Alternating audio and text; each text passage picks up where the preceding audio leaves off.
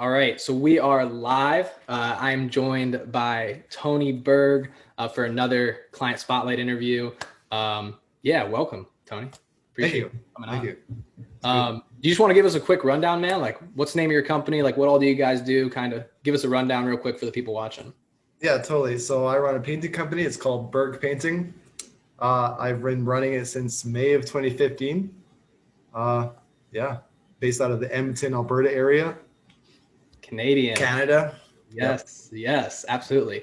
I don't think some people believe us when I tell people we work with clients in Canada. So Yep. here's the proof. But cool. So you said 2015. So in Yep. terms of like, the construction industry, the contractor industry, like relatively speaking, you're pretty new to this game still. Yeah, I mean the 5 year mark is a significant milestone. I think a lot of companies go out or run out of business within that first 5 year time frame for whatever reason. And yeah, no, the first 2 years were white knuckling, that's for sure. And then slowly started to get a handle of grip on things in the last previous three. And yeah, Cool. No, absolutely. You've been seeing a lot of success, and that's why I'm really excited to have you on. So I mean, let's walk through a little bit of that. Like what challenges do you feel like you were facing before you started working with us?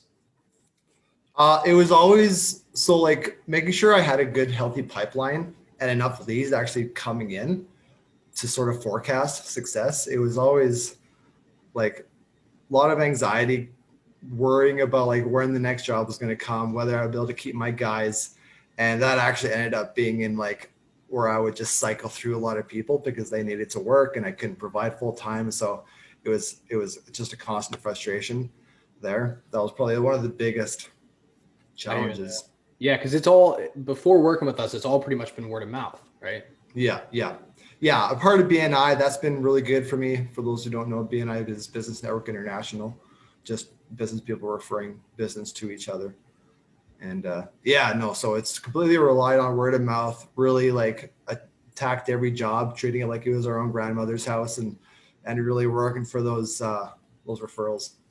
Yeah. No, I love that. I mean, what you said too there, right? Like I always tell our guys, like I love when people come in and work with us and they have, not just a little bit of word of mouth, but they have a lot of word of mouth, a lot of referrals, right? Because you wouldn't have people talking about you if you weren't attacking it just like it was your grandma's house, right? If you weren't putting like that love and that care into things. So I love it. And I think that's too why you've seen so much success with this as well, right? It's having Mm, that so much care and passion for what you do. mm, yep.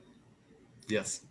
Cool. Well, good stuff. I love too how in that little part you said you said something about like a pipeline, right? Not just getting the first job, like not just getting that instant gratification, but actually having a pipeline of people to follow up with appointments. Do you want to like touch on that a little bit? Because I think that's super powerful. Yeah, yeah, no, like if I don't have a pipeline and I don't have a sales process in place, I am just basically relying on luck, finding the right clients, having them find me, and hopefully, fingers crossed, they sign the contract. And that's just not a really good way to do it. If you don't have a net cast out somehow that you're attracting leads or capturing leads, you're kind of taking what you have to just to keep your guys busy. And so sometimes your pricing is adjusted. You give people deals when they ask for it, and it can just become kind of that frustrating, constant negotiation with the next client. You're kind of just worrying about when the next thing is going to come. So would you say, Pipeline is essential. yeah, would you say what you said there too? Would you say now, like you're not in that like place of scarcity where you're negotiating to get a job because you got to keep these guys busy or kind of undercutting? Do you feel like you're not doing that as much now because you have that pipeline? Yeah, no, absolutely. Like when I said I was white knuckling before, like that's real. Like that was a lot of sleepless nights, lots of anxiety. Just just it's with that pipeline, there's so much peace that comes with it. I love that. I absolutely love that. Um, cool. So, I mean, how long? Because everybody always wants to know how long, right? And I think people, especially in this internet world, man, everybody is getting stuff fast, and sometimes people see results. Me posting about results of clients winning right out of the gate. But if I remember correctly, it took you a little longer. Like, how long did it take you to actually close that first deal from stuff we brought in? Uh I think so. We started with you guys in October, and I think our very first lead came in October 10th. That first week, I think was just getting stuff set up, Yep. and the first lead actually resulted in an appointment, but they had different issues and they're waiting on other things, so we didn't end up landing the contract with them. But I think, and then right kind of through December, we were actually getting a good number of quality leads. And when we took our Christmas break, tons of people just seeing our ads and clicking it and engaging, and then we landed our first contract in January. Okay. So So, I October mean, to January. So so it took three us months. 3 months to close the first job. I mean, Yep. some people hearing that would be like, what? That's crazy. I have all these internet marketing people out there telling me I'm going to land $500,000 in jobs next week. So like, what was it for you? Cause we've talked about this a couple of times, right? You have a really good mindset. What was it for you that like allowed you to stay in the game, even when things got tough and you didn't necessarily see that ROI immediately? I think most of it was just encouraging to see how many people were engaging the ad and actually seeing, because the way it's set up, I can go in and see, I can see the impressions, I can see how many reach, how many people it's reaching, and then the number of people actually engaging and clicking on the ad. That's what was encouraging, and so I knew it was just a matter of time. And I don't know, there was some times like in that first month and 2 months where I was like, maybe we should pause it over the slow period. Like, I'm not really sure what people are wanting to do, especially leading up to Christmas. And you encouraged to sort of just stick with it, build, let that momentum kind of build. And sure enough, when I was away on Christmas holidays, we probably had like, I don't know, maybe 20 qualified leads come in just in like a 2 week period.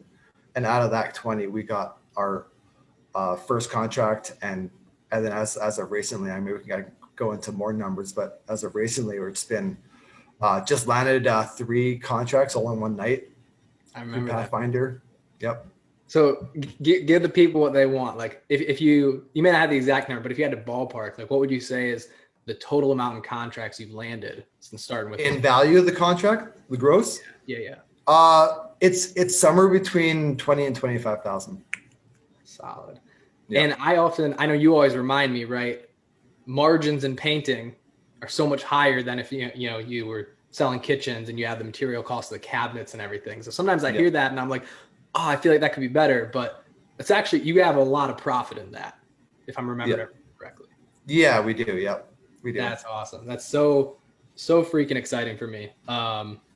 Cool, good stuff. And I guess too on that, right? Like what you were saying, right? Just seeing the pipeline and scheduling appointments within the week, getting appointments on the calendar with the right people, but sticking in the game long enough. So I guess like not just mentally, but would you say like if you had to say there was any one thing like tactically that like really helped you see this through and see success with it, even though it took a while? Like, I don't know, what would you say that was if you could pinpoint it? I just knew what I wanted, and I knew I had to have some sort of marketing in place to get to my goal. And so essentially, I had a goal. I'm making the steps to make it happen, and where I have to do differently now if I want to get different results. And so I had done my due diligence. I knew you had served other clients really well, and just basically going off of what you were saying, it's like, yeah, it's you get that initial exposure to Facebook and Instagram, and then it's that slow build. And yeah, I don't know. I kind of just, I don't know. I put my will behind it and just let it do its work. And you were saying like, let the system follow the system, do the calls, make sure you're actually following up with them. If they're if they even go and come to a lead wrong, or they answer questions wrong, I've been engaging them, like just texting them there, following up, making sure you're doing that consistent contact, reaching out to them, and sort of reminding, because if you don't follow up, you're not gonna see the performance that you want Yeah. to see. Yeah, for those of you guys that don't know, what Tony's talking about there is our messenger system that we have that actually weeds out a lot of like the tire kickers, the time wasters. But one thing you've done really well, which actually now, Tony, I start telling all our clients to do this as well, if they're looking to really squeeze the juice out of the system, is to go in. I think you said like you block off like 30 minutes a day, not only to follow up with the leads that went through and were pre-qualified, but also just shoot any messages you can to maybe the people that weren't as qualified, because you might actually get an extra opportunity from it. Totally. And there have been a couple where it's just like, oh, they just punch in or whatever, they don't answer, because you have that series of questions that qualifies people, and often they just answer one, and then you don't hear back afterwards. So even just going in, even if it's like a week or 2 weeks old where they first engaged the ad, just going back, and I found a little bit of traction there as well, for sure. Yeah, I think you said like you got like a couple more appointments from it, like 1 or 2 more appointments, close an extra job. Like, Yeah. if it's And 30 minutes a day for one extra job, like absolutely. Yeah. And it's as simple as going in my messenger and just shooting, hey, wondering if you're still curious and getting a quote from us. I love that. I love that. And one thing you said too, I remember a while back on one of our check-in calls, you said something funny to me. You were like, Eric, I'm really finding how important it is to follow up that 5th, 6th, 7th, 8th, 9th time. Because I know a lot of people in the industry, are like, I call them once or twice, I leave a voicemail. If they don't call me back, they're probably not interested. But I know you took the time to go through our appointment setting process and go through that appointment setting course. And I know you really took a lot of that in. I know you asked me some questions on it. I mean, do you want to touch on that at all? And like how, like, mindset shift in that, or just any thoughts that you want to add on that? Yeah, like just on the following up, and like even if they seem cold or whatever. Yeah, I mean it's and I asked you this at one point too. I'm like, if people don't respond, is it like annoying them if I follow up even like a couple days after when they haven't responded to the initial contact reach out? And I'm just learning that like most of the time people aren't.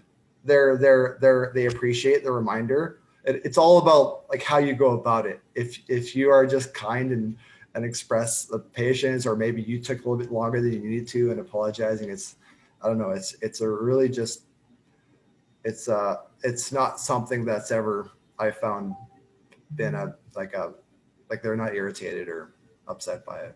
Absolutely. Yeah. People are busy too, right? Business Yeah. owners aren't the only people that are busy. Humans that are working and have kids and soccer games and grocery store runs, they're busy too. We've had some of our clients, I don't know if you've experienced this, Tony, we've had some of our clients say that they've had leads and prospects thank them for calling them like an 8th time. Right. To say thank you, I've been meaning to call you back. So Right. crazy. Yeah, totally. I've had that for sure. That's awesome. I love hearing it. Well, cool. I mean, I guess is there any advice you'd give to someone who's looking to, who's looking to grow, who's looking to set more appointments, get out of the rat race of word of mouth maybe, and just overall like grow their remodeling business, grow their painting business? Any advice you'd give to them? Yeah, generally. So the kind of the breakthrough moment for me in even just engaging extra marketing is making sure I knew my numbers, knowing exactly what my break even was, and then how much profit I wanted to make on top of that. It's a little bit of work to get there, but once I knew exactly how profitable I could be with every job, then I knew exactly how much gross per employee I could bring in, which showed me how much I could actually do on market spend. And so with that number figure in mind and my gross goal in mind, I knew like I kind of could project how much new leads I needed and how many closed contracts I would do. So and that's probably a factor that also helped me. You asked before like what sort of kept me in the game, and I was mentioning that like if you don't have a goal, you don't know where you're going to end up. And so that's basically Yeah, it I in a always nutshell. tell Best clients, advice I could give right now. how do you know if you're winning or losing if you don't know your numbers? Exactly. Yep. You don't know the number and what you're trying to achieve with this certain thing. How do you know if it was a win or a loss? Totally. I mean, I don't know. I'm fired up. What you just said there was so good, was so valuable. I think just those small things. I mean, those are the small things that completely transform a business. Yeah. Oh, That's man. that's freaking good, man. That Oh, was yeah. great. I love it. Well, cool. I mean, I think we're kind of wrapping this up. I mean, like, I guess to wrap it up, like, who would you recommend comes and works with me and Pathfinder Marketing? If you're in your first year of business and you don't know what the heck you're doing and you're white knuckling it, I highly suggest you just explore the option of marketing. Like if you're not growing, you're dying. And if you're not actively seeking out that market share, those that are going to pinch you out. So you need some sort of exposure. You need to do some sort of work. I was lucky. I had a strong friend network that carried me through my first few years. But yeah, no, it's out there and it's available, and you just need a small market share to see really good success. If you're not growing, you're dying. I love that. Amazing. Well, cool. I mean, I think that's pretty good. I think that's a good note to end it on. Appreciate you coming on, Tony. And yeah, I'll see you soon. Awesome. Peace.